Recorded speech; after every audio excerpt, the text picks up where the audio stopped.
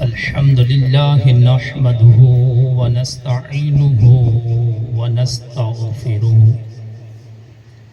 ونؤمن به ونتوكل عليه ونعوذ بالله من شرور أنفسنا ومن سيئات أعمالنا من يهده الله فلا مضل له ومن يضلل الله فلا هادي له ونشهد أن لا إله إلا الله وحده لا شريك له ونشهد أن محمدا عبده ورسوله إن الله وملائكته يصلون على النبي يا أيها الذين آمنوا صلوا عليه وسلموا تسليما اللهم صل على سيدنا ومولانا محمد معدن الجود والكرم وعليه وبارك وسلم صلاة وسلاما عليك يا رسول الله بلغ العلا بكماله كشف الدجى بجماله حسنت جميع خصاله صلوا علیہ وآلہ ہر ابتدا سے پہلے ہر انتہا کے بعد ذات نبی بلند ہے ذات خدا کے بعد کی محمد سے وفا تو نے تو ہم تیرے ہیں یہ جہاں چیز ہے کیا لہو قلم تیرے ہیں بلغ العلا بکمالہ کشف الدجی بجمالہ حسنت جمیع خصالہ صلوا علیہ وآلہ حمد و صلاۃ کے بعد مبارکباد کے مستحق ہیں اہل علاقہ اور بالخصوص ان میں سے وہ جن کو اللہ رب العالمین نے اپنے نیک بندوں کے ذکر سننے کی توفیق دی اور ان میں سے بالخصوص وہ مبارکباد کے مستحق ہیں کہ جنہوں نے اس محفل پاک کا انعقاد کرنے کا اہتمام کیا اللہ پاک کی بارگاہ میں دعا ہے رب جل جلالہ تمام کی کاوشوں کو اپنی پاک بارگاہ عالی میں قبول فرمائے اللہ جل جلالہ اپنے کلام پاک میں ارشاد فرماتا ہے وَلَا تَقُولُوا لِمَنْ يُقْتَلُ فِي سَبِيلِ اللَّهِ أَمْوَاتٌ بَلْ أَحْيَاءٌ وَلَكِنْ لَا تَشْعُرُونَ ایک اور مقام پر ارشاد فرمایا لَا أُقْسِمُ بِهَذَا الْبَلَدِ وَأَنْتَ حِلٌّ بِهَذَا الْبَلَدِ اے محبوب آپ کا رب اس جگہ کی اس شہر کی اس زمین کی قسم یاد فرماتا ہے جس زمین پر جس جگہ پر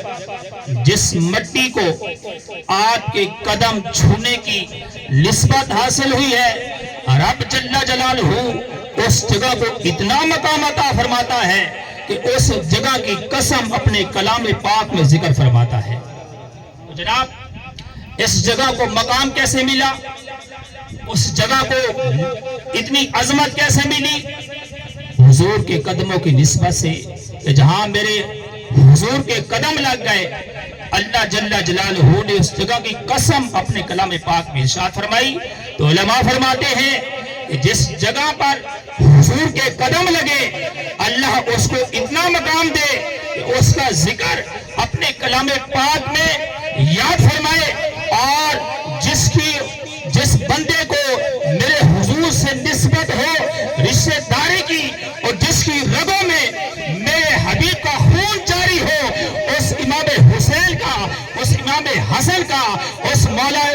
کائنات سید علی المرتضیٰ کا اور اس سیدہ فاطمہ کے مقام اور مرتبے کا عالم کیا ہوگا جس جگہ کے پر حضور کے قدم لگ جائیں تو اس کو اتنی بڑی نسبت مل جائے اور جس کے رگوں میں حضور کا خون جاری ہو اس کی عظمت اور مقام کا عالم کیا ہوگا اس لیے اعلیٰ حضرت فرماتے ہیں کہ تیری نسل پاک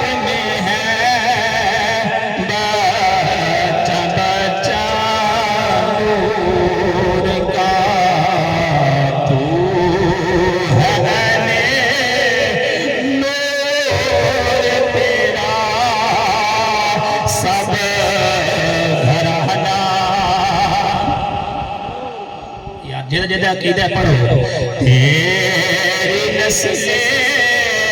پاک میں ہے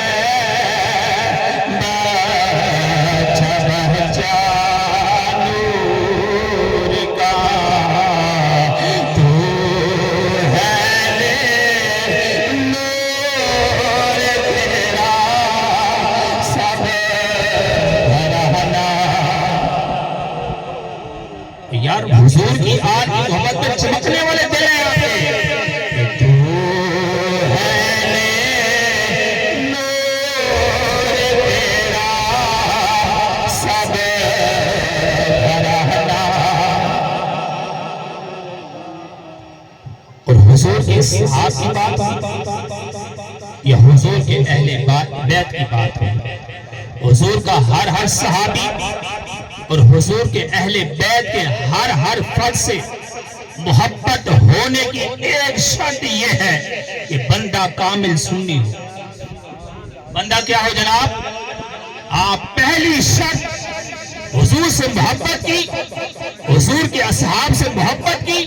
حضور سے اہل بیت کی محبت کی پہلی شرط یہ ہے کہ بندہ کامل سنی ہو پھر امام حسین سے محبت کا دعویٰ کرے یا امام حسن سے محبت کا دعویٰ کرے یا مولا کائنات سے محبت کا دعویٰ کرے یا پورے اصحاب سے محبت کا دعویٰ کرے خدا کی قسم اسے بولنے کی ضرورت نہیں پڑے گی اس کا ظاہر بھی بتائے گا کہ یہ محمد مصطفیٰ کا غلام ہے یہ حضور کے اصحاب کا غلام ہے اور اس کا باطن بھی بتائے گا کہ یہ حضور کے اہل بیت کا غلام ہے اسے بتانے کی ضرورت نہیں پڑے گی پہلی شرط کیا ہے کامل سنی ہونا پہلی شرط کیا ہے جناب کامل سنی ہونا یہ چاہے حضور کے اصحاب کی محبت کی بات ہو یا اہل بیت کی محبت کی بات ہو بندہ کامل سنی ہوگا تو تبھی ان کی محبت میں کامل ہوگا تو میرے حضور کے اہل بیت کی کیا بات ہے اور بالخصوص جن کے ایام ہیں امام علی مقام امام حسین رضی اللہ تعالیٰ عنہ ان کا ذکر وہ ذکر ہے یہ ذکر تا قیامت رہنے والا ہے یزید مر گیا مٹ گیا برباد ہو گیا ہلاک ہو گیا حسین زندہ تھا حسین زندہ ہے اور حسین زندہ رہے گا بلکہ ہمارا تو عقیدہ ہے حسین کا ذکر کرنے والے حسین کے نام پر مر مٹنے والے یہ بھی مرتے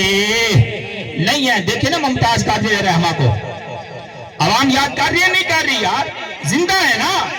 تو حسین کے مشن پر آج بھی چلنے والے کبھی مرتے نہیں ہیں امام حسین رضی اللہ تعالیٰ عنہ آپ کا مقام اور مرتبہ کتنا بلند ہے ٹائم شارٹ ہے اس لیے مختصر آپ کا ذکر خیر کروں گا علامہ نصفی علیہ الرحمہ نے اس تحریر کو اپنی کتاب میں لکھا ہے فرماتے ہیں کہ ایک مرتبہ امام حسن مجتبی رضی اللہ تعالیٰ عنہ اور آپ کے بھائی امام حسین رضی اللہ تعالیٰ عنہ انہوں نے اپنی تحریریں لکھی فرماتے جب تحریریں لکھ لی امام حسن کہتے ہیں اے میرے پیارے بھائی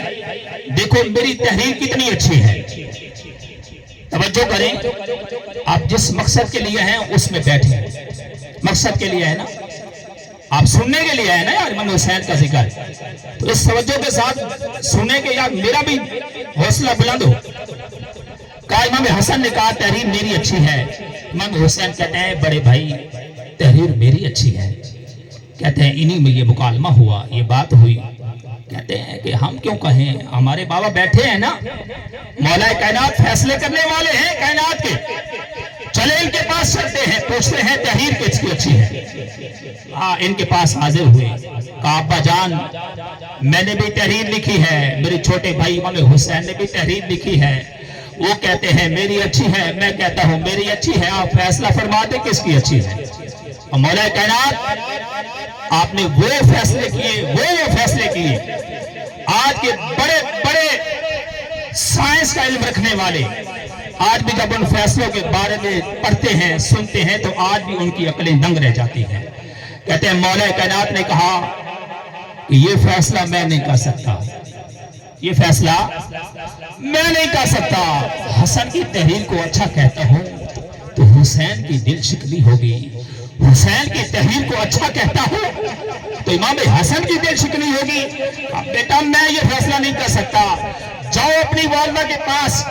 جاؤ سیدہ کائنات کے پاس، وہ اس کا فیصلہ کریں گی. کہتے ہیں دونوں یہ شہزادے اپنی والدہ کے پاس جاتے ہیں. کہتے ہیں والدہ ماجدہ،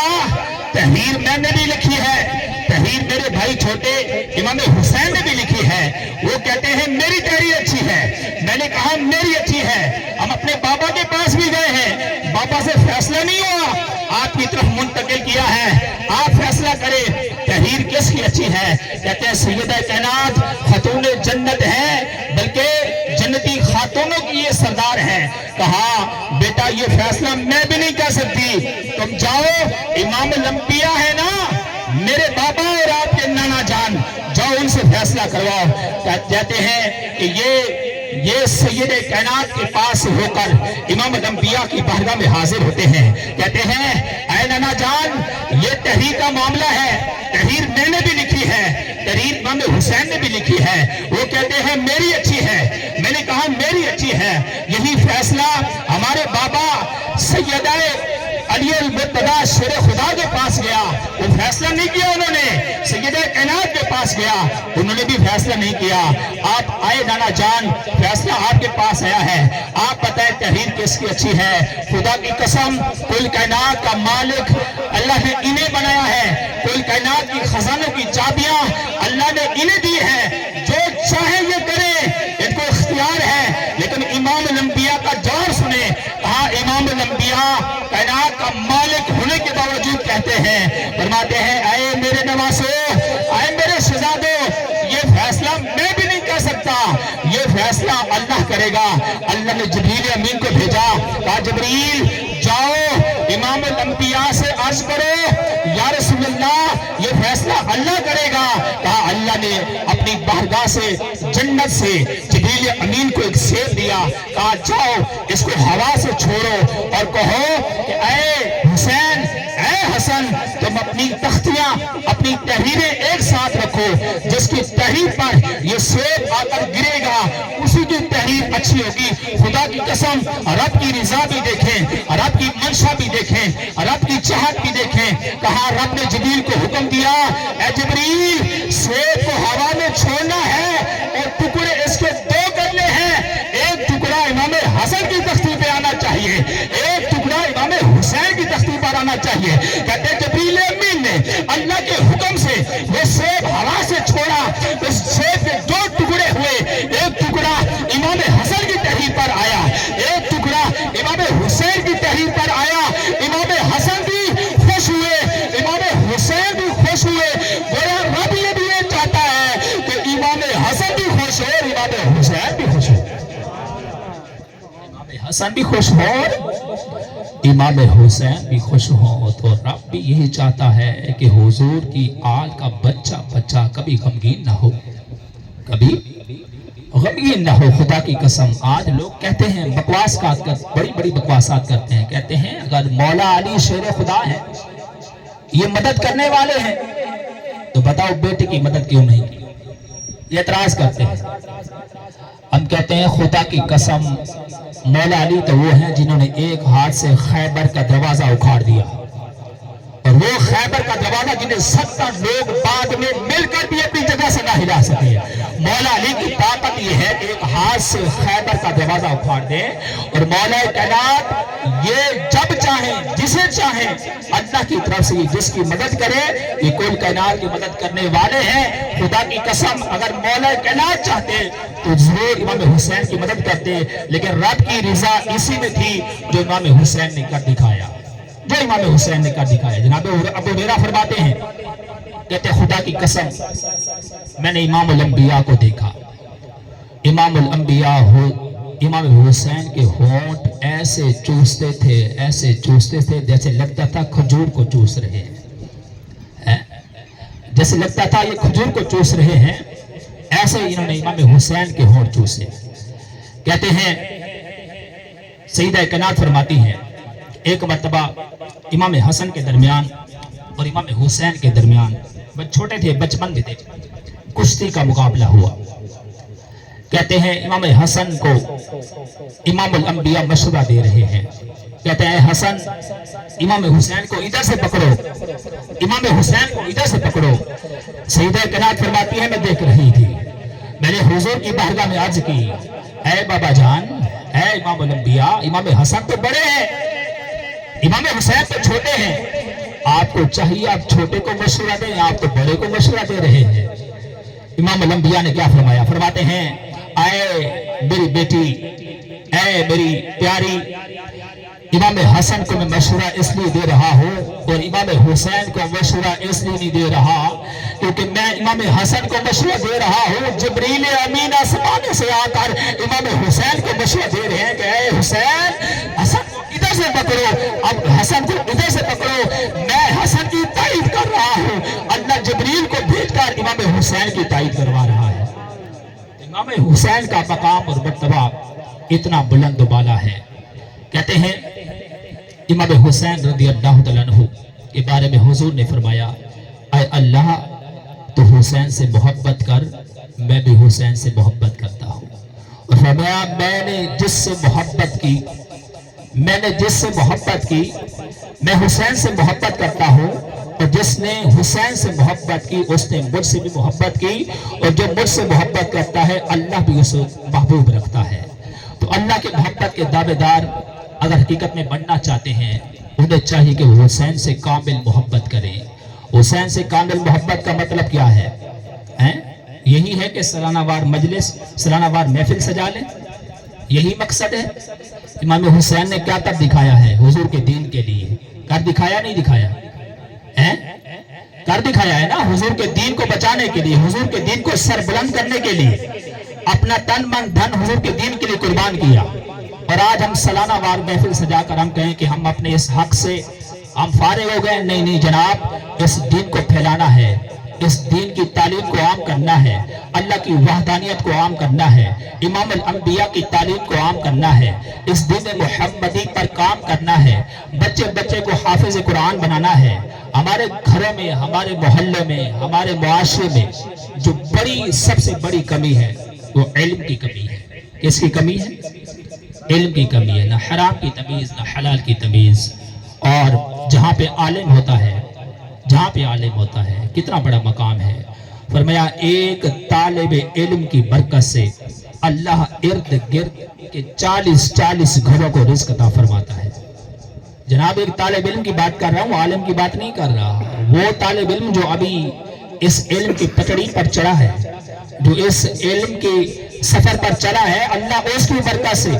ارد گرد کے 40 گھروں کو رزق عطا کرتا ہے۔ تو جس گھر میں وہ خود طالب علم ہوگا اس کے گھر میں کتنی رزق کی فراخی ہوگی۔ تو کوشش کریں، آپ خوش نصیب ہیں، آپ کے قریبی مدرسہ کھلا ہے، جامعہ کھلا ہے، اس کو غنیمت جانتے ہوئے اور اس کو اپنے لیے خوش نصیبی سمجھتے ہوئے اپنے بچوں کو حافظ قرآن بنائیں۔